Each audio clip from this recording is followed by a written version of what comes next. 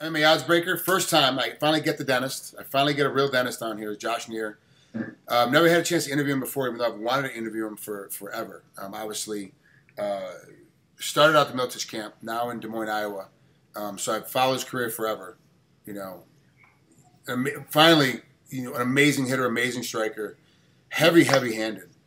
Do me a favor. Let's go back to your last fight with Travis Coyle.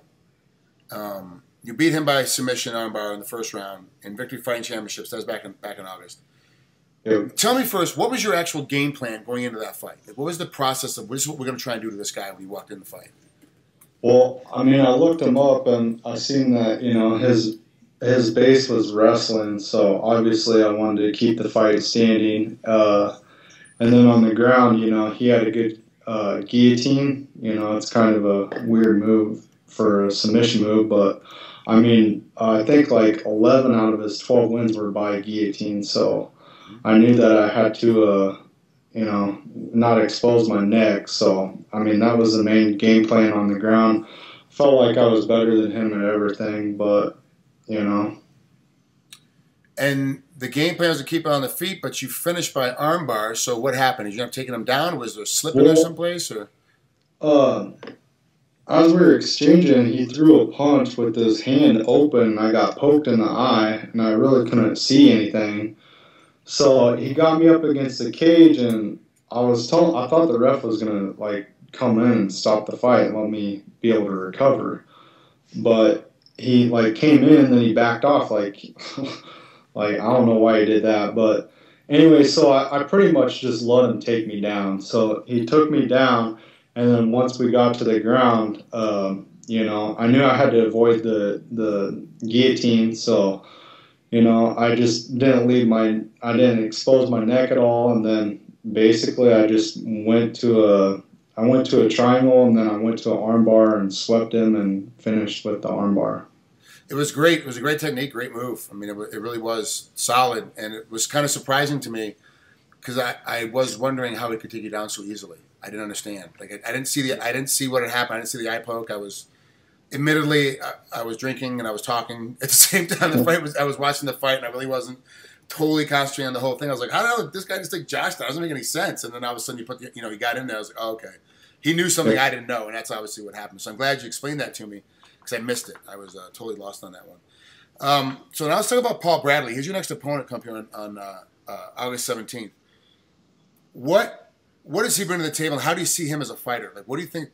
Without giving too much away, what's your generalized game plan for this one? Well, I mean, Paul Bradley, first of all, he's from Iowa, so I've known him forever. I actually wrestled him in high school. He wrestled at Iowa. We graduated the same year, so I mean, I feel like I pretty much know him. I've trained with him before. Obviously he's a good wrestler. He's a two-time All-American at Iowa, so obviously, I don't want to get into a wrestling match with him. So, I'm looking to keep the fight standing, or, if we get to the ground, try to submit him or get back up. Are you able to train full-time and just worry about training and fighting, or do you have to do other things on the side to kind of, keep the bills and the lights on? No, since I've been 19, 20 years old, I haven't had a real job. So, just full-time training. I co-promote MMA show here in Des Moines. So, that's another revenue for money. But, my main job is just to train and fight. How tough is it to promote an event? Well, promoting, it drives me crazy. Fighting's a lot easier than promoting. Yeah. We are a bunch of little bitches, aren't we? The fighters, we're a bunch of little bitches. We just complain about everything. It's just this whole mess. Yeah.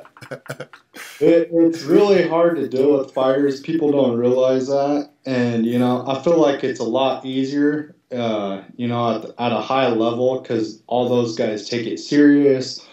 Those guys are going to get their blood work. They're making money. But at a lower level, people don't realize all the stuff that you have to go through, and it's definitely not easy. I've started reffing and judging. I took Big John McCarthy's reffing and judging course and passed, and continue to take privates with John to get better at it. And I've been on some shows where low level shows, and guys are showing up like an hour and a half late to weigh in, and like 3, 4, or 5 pounds overweight, and can't believe that they're overweight. Like they have no idea how because their bathroom scale at the house was on when they left. It's like this whole you're like, what are you talking about? And then they show up and have no blood work. They haven't had a medical check. Like, are you serious? Is this what really? You want to do this? And you hear him like an hour and a half later after all that mess gets done.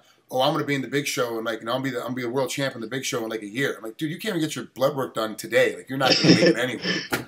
So you have the same problems with those kids too? Oh yeah, it's that's every single show. There's always at least one of those guys. Yeah. Half the card is like that. They look at the best is when they look at the scale and you see the dumb look on their face, like they're all confused that they're 10 pounds over. Like my scale said I was on. I don't know, dude. The scale is a $300 scale. Like the scale's on. Yeah. Your $14 Target or Walmart scale at the house was not. Your mom was in the back, moving the scale around, moving the knob around. No, yeah. Jeez. I can't. So who you say you co-promoter? So who's your partner? Who helps you out with it? John Halverson, Ryan Haas. It's MCC. We've actually did. I think we're on our 55th show. So. Oh, so just a couple, not. Yeah. You need some more time to get some experience. You need a couple more. Yeah. So when is your next MCC show? It's actually this Friday in a couple days. Okay, and they've been leaving you alone because you're getting ready to fight? I mean, are they giving you a little leeway, or they're still... Yeah, luckily my partner does a lot of the work. I help with everything, but he really is understanding because he's a fighter too, so he's been through it, and he really helps me out with it. All right.